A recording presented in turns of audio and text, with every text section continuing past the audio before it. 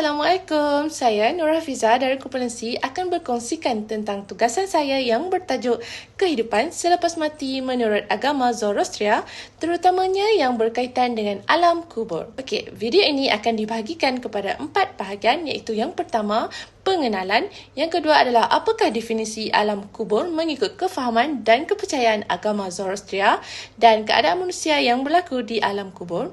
Isi yang kedua adalah apakah pertanyaan yang akan disoal di alam kubur dan dihitung mengikut definisi dan kefahaman agama Zoroastria.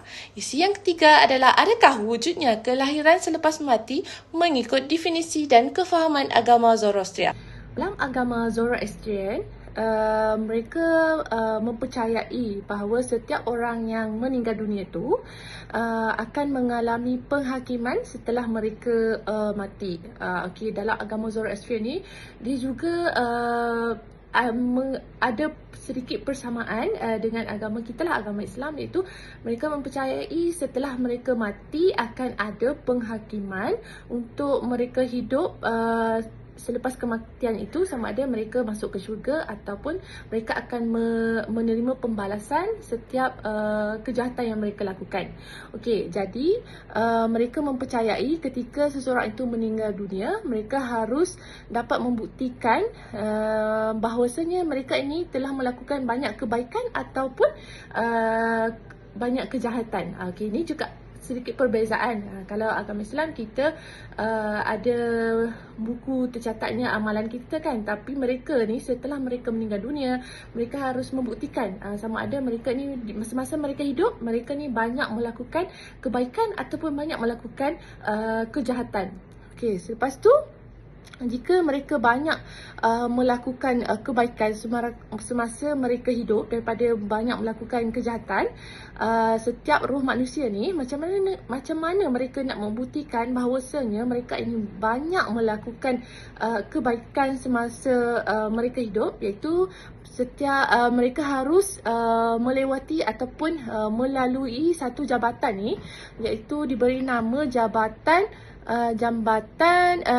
Cimvat, iaitu jambatan yang menuju ke syurga. Okey, jadi bila mereka ini melakukan banyak kebajikan semasa mereka hidup, jambatan Cimvat ni dia akan lebar selebar-lebarnya. Jadi roh mereka ni senang untuk melewati jambatan tersebut. Tapi jika mereka banyak melakukan kejahatan semasa mereka ni hidup, jambatan Cimvat ni akan menjadi sempit. Ini juga terdapat sedikit persamaan dengan agama kita, iaitu agama Islam, di mana kita pun akan menuju satu jabatan di mana kalau kita banyak melakukan kebaikan di mana semasa kita hidup ini, kita juga akan melalui satu jabatan menuju ke syurga. Okey, tapi sedikit perbezaan lah.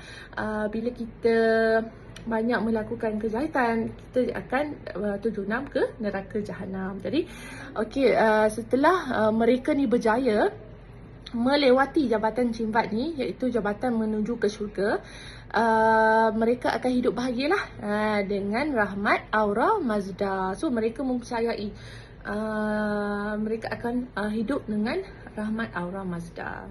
Okey, dalam agama Zoroastrian ni, mereka tidak mengizinkan pengkuburan atau pembakaran tubuh yang di mana manusia yang telah meninggal dunia ni, mereka tidak membenarkan pengkuburan atau pembakaran tubuh manusia tu, sebab mereka beranggapan bahawa ia akan menodai air, udara, bumi dan juga api. Okey, mereka macam mana mereka ini menyelenggarakan mayat orang yang mati ini adalah dengan ritus kematian, dengan menempatkan mayat tersebut di atas dakma, ataupun dakma ini juga dikenali sebagai menara ketenangan. So agak menara ni tinggilah, jadi mereka akan letakkan mayat manusia ni di atas dakma yang terbuka dan di situ juga terdapat pembahagian tempat lah jelas bagi kaum lelaki,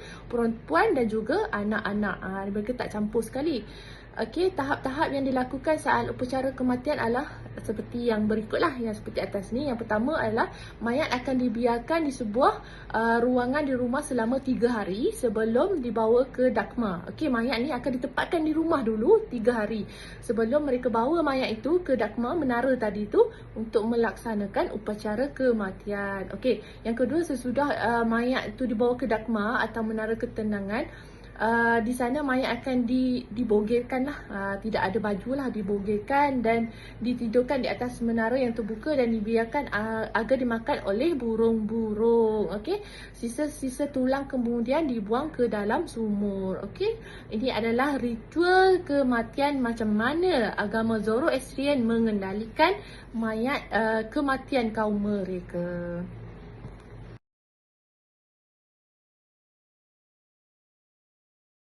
Sebagai kesimpulan, tidak ada seorang pun lah dekat dunia ni yang akan mengetahui, yang akan tahu bila bagaimana cara kematian kita ni, bila Tuhan nak tarik nyawa kita ni, hanya Allah sahaja yang akan mengetahuinya. Okey, firman Allah ada menyebut setiap yang hidup pasti akan mati kerana tidak ada sesuatu yang abadi di dunia ini.